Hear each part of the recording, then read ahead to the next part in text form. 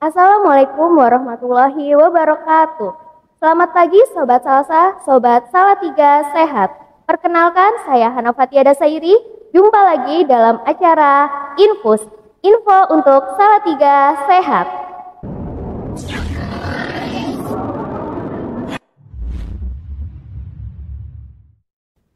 Nah, Sobat Salsa, di episode podcast kali ini kita akan membahas tentang kawasan tanpa rokok atau KTR. Seperti yang kita ketahui, rokok telah menjadi isu kesehatan global yang sangat serius karena dampak rokok tidak hanya dirasakan oleh perokok aktif tapi juga oleh mereka yang terpapar asap rokok atau yang kita sebut dengan perokok pasif. Pada kesempatan kali ini telah hadir narasumber kita, yaitu Ibu Tina Wijastuti SKM, promotor kesehatan Dinas Kesehatan Kota Salatiga. Kita sapa dulu ya Sobat Salsa. Halo Ibu Tina. Iya, halo Mbak Hana. Apa kabarnya hari ini? Iya, baik Mbak. Terima kasih sudah hadir dalam episode podcast kali ini yang akan membahas tentang kawasan tanpa rokok. Langsung saja ya Bu, kita ke pertanyaannya. Kita sudah lama nih mendengar kawasan tanpa rokok atau singkatannya KTR. Sebenarnya Bu, boleh tolong dijelaskan lebih lanjut Bu, KTR itu apa sih? Iya, memang sudah lama ya KTR itu kita kenal dan dari Kementerian Kesehatan juga sudah lama sekali, termasuk kebijakan-kebijakan yang telah digulirkan sampai ke tingkat kabupaten kota dan seterusnya. Jadi KTR atau kawasan tanpa rokok itu adalah ruangan atau area yang dinyatakan dilarang untuk memproduksi dan atau ruangan atau area yang dilarang untuk menjual, mengiklankan dan mempromosikan produk tembakau. Jadi KTR itu memang mulai dari produksi sampai dengan mempromosikan itu memang ada aturannya atau ada larangannya seperti itu. Jadi semua itu diatur oleh kebijakan masing-masing, begitu Mbak. Oke, berarti sudah ada dasar hukum yang melandasi dari implementasi kawasan tanpa rokok di Kota Salatiga ya Bu? Iya. Apa saja tuh Bu dasar hukumnya? Iya, untuk pelaksanaan KTR Salatiga ada beberapa dasar hukum. Yang pertama adalah Peraturan Menteri Pendidikan dan Kebudayaan Nomor 64 Tahun 2015, itu tentang kawasan tanpa rokok di sekolah. Yang kedua, Perda atau Peraturan Daerah Kota Salatiga Nomor 6 Tahun 2016 tentang penyelenggaraan kawasan tanpa rokok. Setelah Perda itu dibuat ya, kemudian ditindaklanjuti dengan Peraturan Wali Kota. Nah, Salatiga sendiri Perwali sudah terbit tahun 2019 tentang KTR, yaitu Perwali nomor 6 tahun 2019 tentang petunjuk teknis pelaksanaan atau penyelenggaraan kawasan tanpa rokok. Jadi gini Mbak Hana, selain peraturan daerah, perwali, atau tadi yang Menteri Pendidikan dan Kebudayaan, Salatiga sendiri sudah ada diterbitkan SK ya, atau surat keputusan. Ada dua jenis SK untuk KTR. Yang pertama adalah SK Wali Kota tentang tim pemantau kawasan tanpa rokok. Jadi tim pemantau dan pengawas. Di SK tersebut tidak hanya Dinas Kesehatan ya, jadi pesertanya atau anggotanya di dalamnya adalah lintas sektor terkait gitu. Jadi memang KTR itu tanggung jawab semua pihak.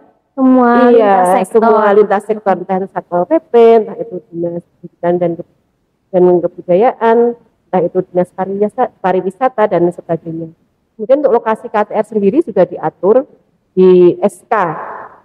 SK-nya untuk aturan lokasi KTR itu SK Kepala Dinas Kesehatan ya. Jadi lokasi-lokasi KTR sudah diatur mulai dari institusi atau instansi, semua OPD dan institusi pendidikan di Salatiga. Jadi mulai SD, SMP dan SMA itu sudah ada penetapan lokasi KTR-nya. Jadi memang sudah lengkap sebenarnya dasar hukum di Salatiga. Tinggal kita itu implementasinya, pengawasannya dan pemantauannya seperti itu Mbak Hana. Itu yang PR beratnya ya, PR beratnya karena KTR itu kan tidak hal yang mudah. Iya, benar. Untuk memberikan pemahaman kepada masyarakat ya itu sesuatu yang memang benar-benar harus kerjasama semua pihak. Iya, dari sosialisasinya aja udah susah. Iya. Terus sekarang PR-nya adalah implementasinya. Iya. Yang penting kita udah ada dasar hukum itu tadi ya. Dasar hukum itu sebagai landasan kita untuk bergerak. Berarti dasar hukum tadi juga sudah banyak ya Bu ya. Iya. Dasar hukumnya tadi ada dari Peraturan Menteri Pendidikan, Perda, Perwali, bahkan di Kota Salatiga pun juga sudah ada SK-nya. Iya. Nah, sekarang tujuan dari kawasan tanpa rokok itu apa, Bu? Iya, jadi tujuan KTR itu ada beberapa. Yang pertama, menurunkan angka kesakitan dan kematian. Yang kedua, meningkatkan produktivitas kerja.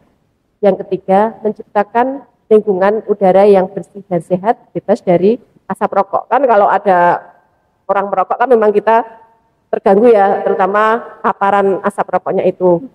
Apalagi kalau kita memang jadi perokok pasif itu kan sebenarnya resikonya lebih tinggi juga daripada perokok aktifnya kan. Terus yang ketiga ya itu mengurangi jumlah perokok dan mencegah perokok pemula. Jadi kalau sudah kita atur seperti ini kan nanti mereka yang perokok kan paham ya harapan kita nanti kan berkurang jumlah perokoknya, dan yang belum mulai merokok itu bisa kita cegah, jadi mencegah perokok pemula. Kalau sudah belum pernah merokok, tahu tentang KTR dan sebagainya lah, berarti kan dia sudah dicegah dulu ya, oh ternyata dampaknya seperti inilah, itu nanti kan kita mencegah perokok pemula itu. Dan yang terakhir itu menciptakan generasi muda yang sehat, karena apapun itu awal dari siklus itu kan mulai dari remaja itu kan memang rawan-rawannya ya, karena lingkungan seperti ini juga, jadi memang kita harus menciptakan generasi muda yang sehat. Sebenarnya Bu, lingkungan apa saja itu biar Sobat Salsa tahu yang menjadi sasaran dari kawasan tanpa rokok? Iya Mbak Hana, jadi gini Sobat Salsa, untuk sasaran kawasan tanpa rokok itu ada beberapa lokasi ya, ada 6. Yang pertama adalah fasilitas pelayanan kesehatan. Nah, yang kedua adalah tempat proses belajar mengajar, kan penting sekali ya sebagai sasaran. Yang ketiga itu tempat bermain anak. Tempat bermain anak. Iya, tempat bermain anak.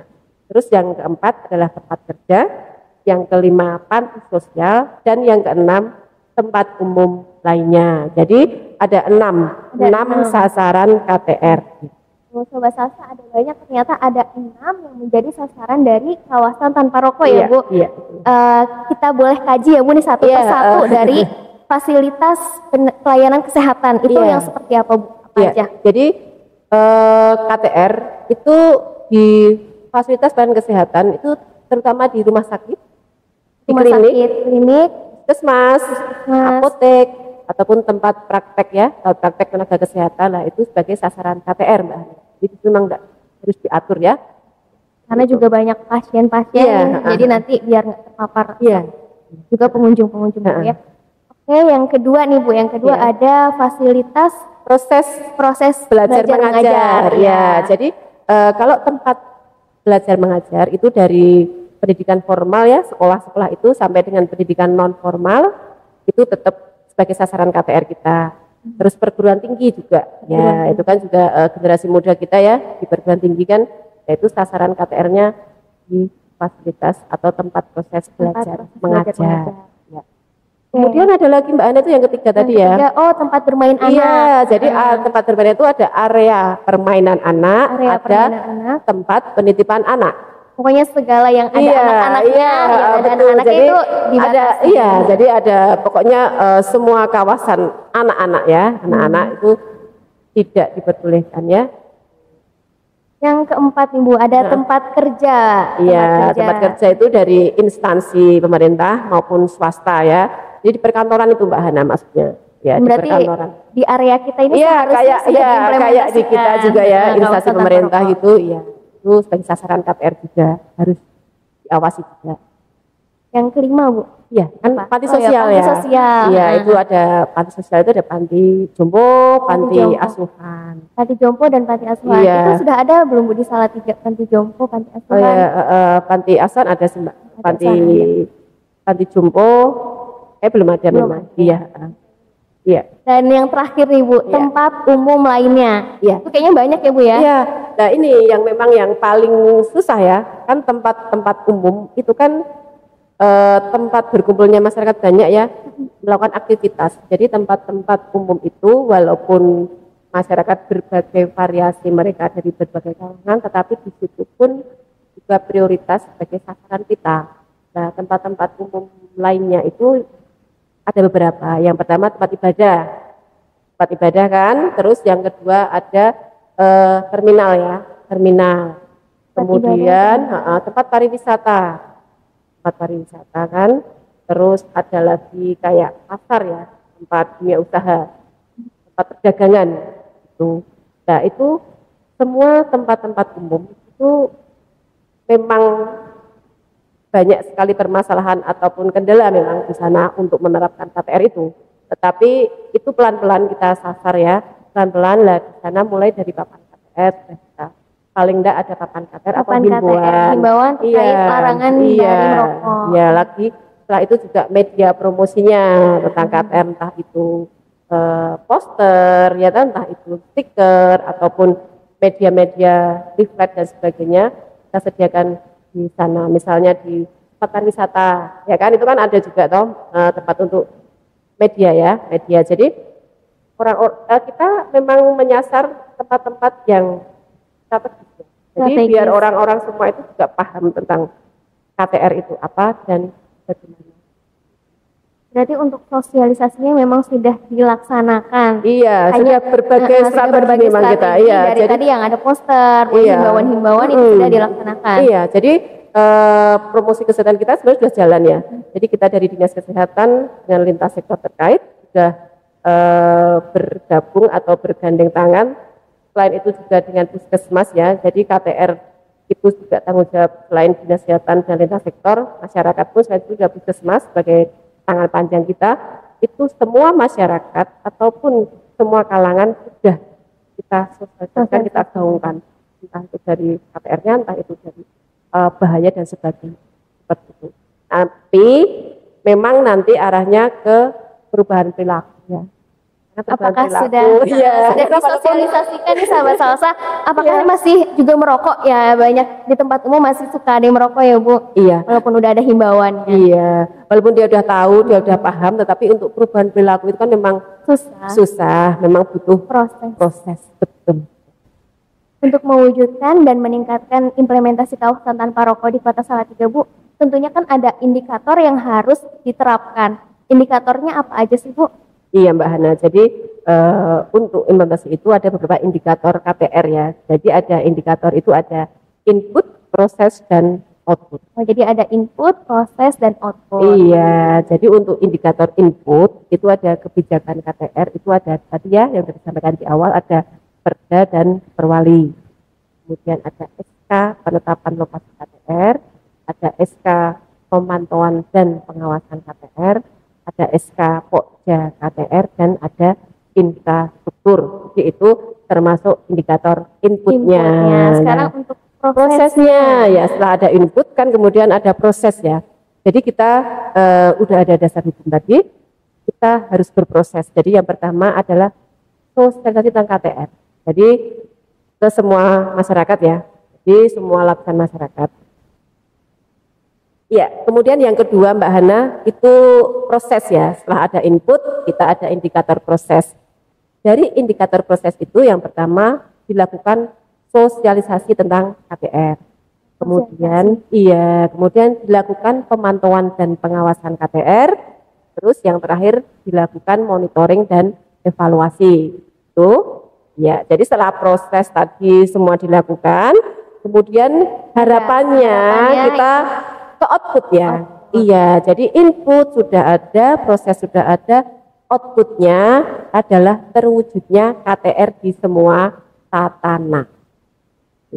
Berarti sudah lengkap ya Bu ya, input, tadi dari inputnya dari SK-SK-nya ya. Iya, terus kemudian ada prosesnya, dimulai dari sosialisasi, terus ada monitoring dan evaluasi juga, kemudian ada outputnya berupa terciptanya tatanan kawasan tanpa rokok. Iya. Terciptanya atau terwujudnya KTR di semua tatanan. Iya. Gitu. Oh berarti itu ya Bu ya indikator dari kawasan tanpa rokok di Kota Salatiga. Iya. Sekarang pertanyaannya adalah ada nggak sih Bu target untuk mengimplementasi KTR di Kota Salatiga tersebut? Iya. Jadi di Salatiga sendiri mulai tahun 2016 ya, 2016. Iya, mulai dari Perda itu terbit. Ada target di RPJMD ya sampai dengan tahun 2022. Jadi tahun 2016 itu Perda Target pertama adalah Perda. Dari 2016 sudah terpenuhi 100%. Memang targetnya 100%. Dan sudah terpenuhi. Iya, realisasinya sudah realisasi 100%. ya, sudah Iya. terrealisasi. Terus untuk yang kedua adalah Perwali KTR.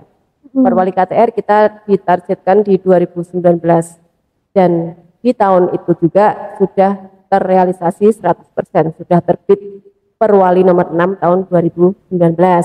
Jadi ada dua target yang terpenuhi.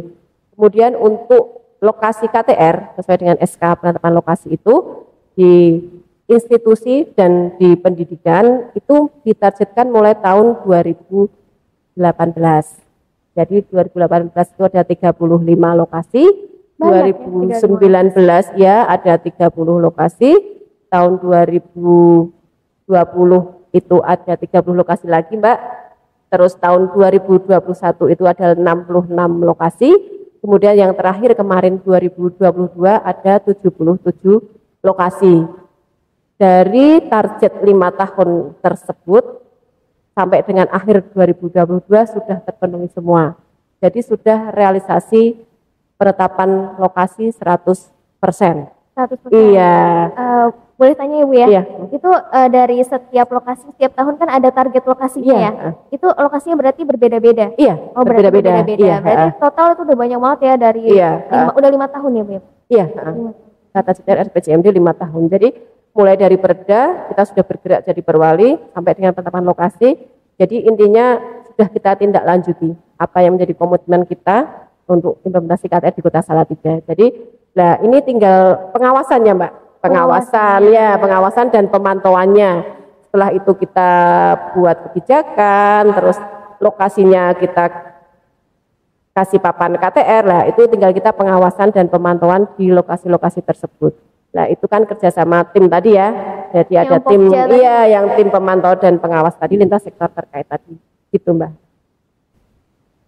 Berarti target dalam implementasi kawasan tanpa rokok di Kota Salatiga sudah 100% ya Bu ya? Iya. Dari tahun 2016 hingga tahun terakhir tahun 2022. Jadi target kita sampai 2022 kemarin. Sudah terrealisasi semua, 100%. Iya. Bagus banget ya Bu ya. Nah Ibu, untuk pertanyaan terakhir nih, untuk mewujudkan kawasan tanpa rokok khususnya di Kota Salatiga itu pasti ada langkah-langkahnya ya Bu ya? Iya. Langkah-langkah apa yang sudah dilaksanakan? Iya, jadi sudah kita jelaskan dari awal tadi ya Mbak Hana ya, langkah-langkah kita itu yang pertama adalah pembuatan kebijakan tadi, yang SK-SK. Iya, SK-SK entah itu Perda Perwali dan sebagainya, kemudian penetapan lokasi juga, infrastruktur juga, terus yang kemudian adalah pengawasan dan penegakan hukumnya, dan yang terakhir adalah monitoring dan evaluasi. Jadi semua sudah kita laksanakan dari kebijakan sampai dengan alokasi penetapan lokasinya, tinggal nanti PR kita bersama adalah pengawasan dan pemantauan serta monitoring evaluasinya. Jadi butuh kerjasama semua pihak. Iya. Oh berarti hal yang paling sulit adalah pengawasan dan pemantauan hingga monitoring dan evaluasi itu masih menjadi PR buat kita sampai dengan penegakan hukum ya mungkin ya nanti kalau ini sudah jalan nanti kan penegakan hukumnya juga dijalankan. Ya semoga nanti target tahun ini kembali 100%. Iya. Oke. Sebelum penutupan nih Sobat Salsa, ada himbauan yang akan Bu Tina berikan kepada kita semua terkait kawasan tanpa rokok. Apa tuh Bu himbauannya? Ya, terima kasih Mbak Hana. Jadi, sama-sama. Mari kita tegakkan kebijakan KTR untuk mewujudkan masyarakat yang sehat dan lingkungan yang bersih serta sehat bebas dari asap rokok. Terima kasih Bu Tina atas kesempatannya dalam berbagi informasi terkait kawasan tanpa rokok pada episode podcast kali ini. Semoga pengetahuan yang sudah kita dapatkan dapat mendorong perubahan positif dalam menciptakan lingkungan yang sehat, nyaman, dan tentunya bebas dari asap rokok. Alhamdulillah sesi podcast kali ini telah selesai dan nantikan kelanjutan podcast berikutnya karena masih akan ada banyak tema-tema kesehatan menarik yang akan kita kupas. Dan tentunya hanya saksikan Infus di channel YouTube Dinas Kesehatan Kota Salatiga. Wassalamualaikum warahmatullahi wabarakatuh.